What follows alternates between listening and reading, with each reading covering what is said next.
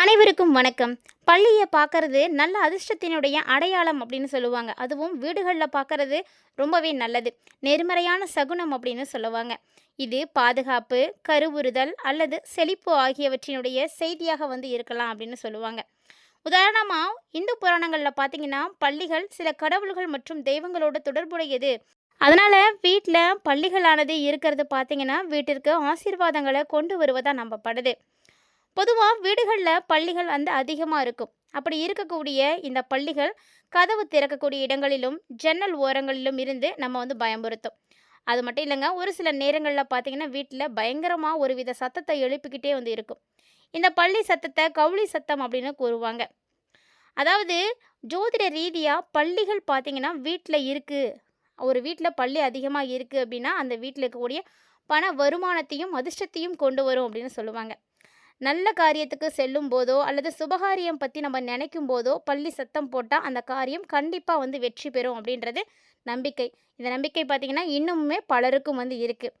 பள்ளி மகாலட்சுமியினுடைய அம்சமாக கருதப்படக்கூடியதுங்க. ஒரு சிலரது வீடுகளில் பார்த்திங்கன்னா பூஜை அறையில் வெள்ளியில் பள்ளி வைத்து வழிபாடுகள் செய்வாங்க. ஸோ இது ஒரு சிலருக்கு பழக்கம் இருக்கும். ஸ்ரீ ரங்கநாதர் ஆலயத்தில் தங்கப்பள்ளி இருக்கிறத பலரும் பார்த்துருப்பீங்கன்னு நினைக்கிறேன். ஸோ யாராவது பார்த்துருக்கீங்களா அப்படின்னு மறக்காமல் கமெண்ட் பண்ணுங்கள். இது மாதிரி காஞ்சிபுரத்தில் இருக்கக்கூடிய ஒரு பெருமாள் கோவில்லையும் தங்கப்பள்ளியானது இருக்குது. இதை தொட்டு நம்ம தரிசனம் செய்துட்டு வந்தோம் அப்படின்னா நமக்கு இருக்கக்கூடிய எல்லா விதமான தோஷங்களும் நம்மளை விட்டு போயிடும் அப்படின்றது தான் ஐதீகம். அதுக்காகவே ஒரு சிலர் வீடுகளில் பள்ளிகள் இருக்கா அப்படின்னு பார்த்துட்டு இருப்பாங்க.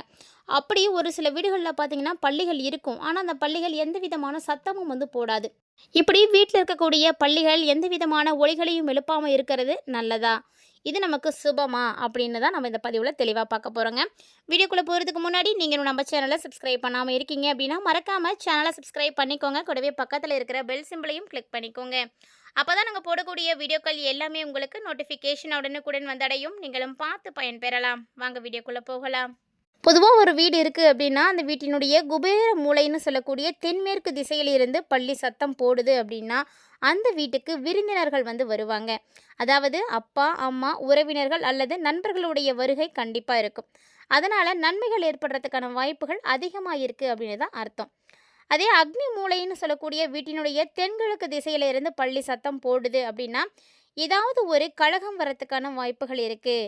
அப்படி இல்லைன்னா இன்னும் ஒரு சில நாட்களில் அந்த வீட்டுக்கு ஏதாவது ஒரு கெட்ட செய்தியானது வரலாம் அப்படின்னு தான் அர்த்தம்.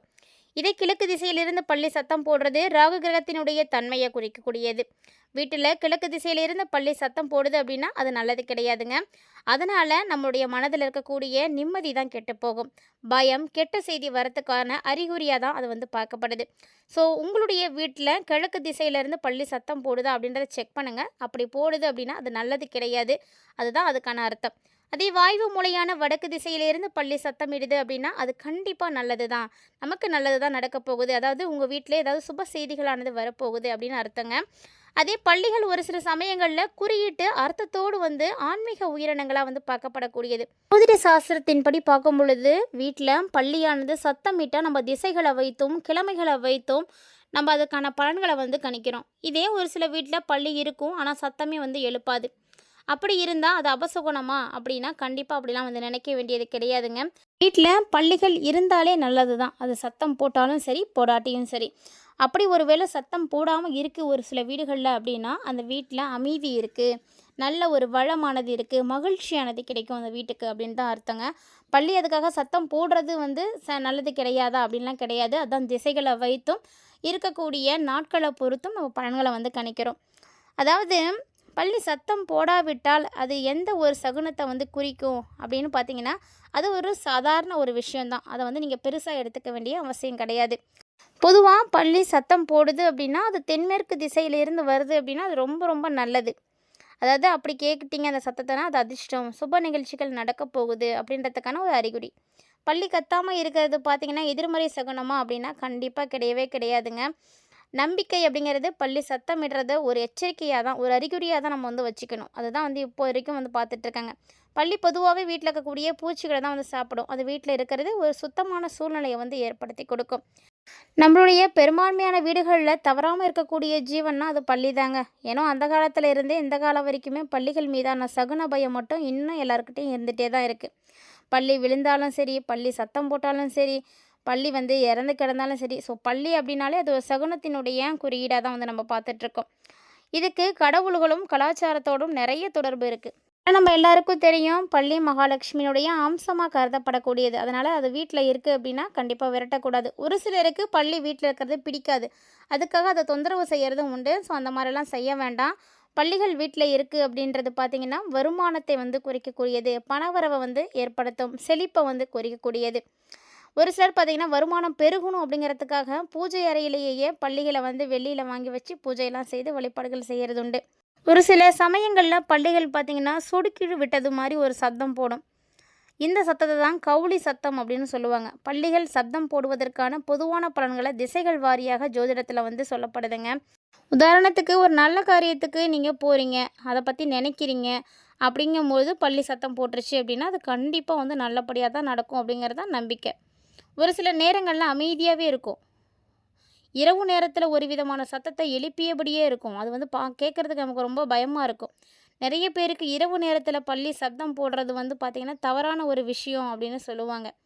ஏதாவது தப்பாக நடக்க போகுது அப்படின்ற ஒரு பயம் இருக்கும். உண்மையிலே வந்து அது வந்து தேவையில்லாத ஒரு பயம்தாங்க. ஏன்னா கிராம கோவில்களில் பார்த்திங்கன்னா நம்ம மனசில் நினைத்த காரியத்தை செய்யலாமா வேண்டாமா அப்படின்ற ஒரு குழப்பம் இருந்துகிட்டே இருக்கும். அது சரியாக நடக்கணும், செய்யலாமா வேணாமா அப்படின்னு நம்ம இறைவனை வேண்டிட்டு கோவிலில் வாசலில் உட்காந்து பதில் கேட்குறதுக்காக காத்துட்ருப்போம். அப்போது பார்த்திங்கன்னா இந்த கவுளி வந்து எந்த பக்கத்துலேருந்து கத்துது அப்படின்றத பார்த்துட்டே இருப்பாங்க. ஸோ அதை வைத்து ஜோதிட ரீதியாக ஒரு சில பழக்க வழக்கங்களை எல்லாம் சொல்கிறது உண்டுங்க. இறைவன் குடியிருக்கக்கூடிய கோவில்களில் மட்டுமே பள்ளிகள் வந்து இறைவனினுடைய உத்தரவாக வந்து பார்க்கப்படுது. அதாவது சகுனம் சொல்லக்கூடிய பிராணியாக வந்து கருதுகிறோம். தலைக்கு மேலே பள்ளி சத்தம் போடுறது இல்லைன்னா விழறது பார்த்திங்கன்னா பொதுவாக முன்னோர்களுடைய எச்சரிக்கையாகவோ சகுனமாகவோ வந்து சொல்லுவாங்க. கவுளி சாஸ்திரத்தின்படி உச்சந்தலையில் பள்ளி விழுந்துச்சு அப்படின்னா நோய் வரும், சண்டை இல்லைன்னா ஆபத்து வரும் அப்படின்னு சொல்லுவாங்க.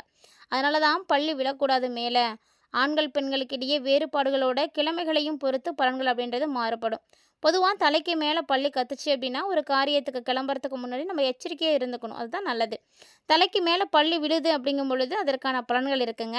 ஸோ பொதுவாகவே உச்சந்தலையில் பள்ளி விழுந்துருச்சு அப்படின்னா நிச்சயமாக ஏதாவது ஒரு கலகம் வரும், இல்லைன்னா வந்து நோய் ஏற்படுறதுக்கான வாய்ப்புகள் இருக்குது. அதே ஆண்களாக இருந்தால் தலைக்கு மேலே பள்ளி விழுது அப்படின்னா அவங்க செய்யக்கூடிய புதிய முயற்சிகளில் வெற்றி கிடைக்கும். ஆனால் கொஞ்சம் போராட்டத்துக்கு அப்புறம் தான் கிடைக்கும். அதே பெண்களுக்கு வந்து தலைக்கு மேலே பள்ளி விழுந்துருச்சு அப்படின்னா அது நல்ல சகுனம், செல்வம் சேரும், நீண்ட ஆயுள் கிடைக்கும், குழந்தை பாக்கியம் கிடைக்கும் அப்படின்னு சொல்லுவாங்க. ஸோ பெண்களும் சரி ஆண்களும் சரி பள்ளி உங்கள் மேலே விழுது அப்படின்னா அதற்கான காரணங்களையும் அர்த்தங்களையும் தெரிஞ்சுக்கோங்க. பள்ளி சத்தம் போடுது அப்படின்னா அது கிழமை வாரியாக நிறைய வித்தியாசத்தோடு இருக்குது, நிறைய மாற்றங்களை வந்து கொண்டு வருதுங்க. தலைக்கு மேலே பள்ளி கத்துது அப்படிங்கும் பொழுது அது ஞாயிற்றுக்கிழமையில் வந்து சத்தம் போட்டுச்சு அப்படின்னா நமக்கு வந்து வெற்றி கிடைக்கும். திங்கட்கிழமையில் போடுது அப்படின்னா அது தீமை கேடு. செவ்வாய்க்கிழமையில் பண்ணுது அப்படின்னா நமக்கு பயணங்களானது இருக்குது. புதன்கிழமையில் செய்யுதுன்னா நல்ல செய்தி. வியாழக்கிழமையில் கத்துனுச்சுன்னா கழகம் வரும். வெள்ளிக்கிழமையில் வஸ்து லாபம். சனிக்கிழமையில் காரியங்கள் எல்லாம் தடைப்படும். இப்படி பள்ளிகள் எந்த திசையில் இருந்து சத்தம் போடுறாங்க, எங்கே விழுறாங்க, யார் மேலே விழுறாங்க, எந்த நாளில் விழுறாங்க, எந்த திசையில், இது மாதிரி எல்லாத்தையும் வச்சு பார்க்கும் பொழுது நிறைய பலன்களானது இருக்குங்க. பொதுவாக பள்ளி நம்ம தலை மேலே விழுந்துருச்சு அப்படின்னா அதை வந்து அபசோகனம் அப்படின்னு தான் சொல்லுவாங்க. அதுவும் பெண்களுக்கு விழுந்துருச்சு அப்படின்னா நீங்கள் கவலைப்படாதீங்க, அது வந்து நல்ல அதிர்ஷ்டம்தான்.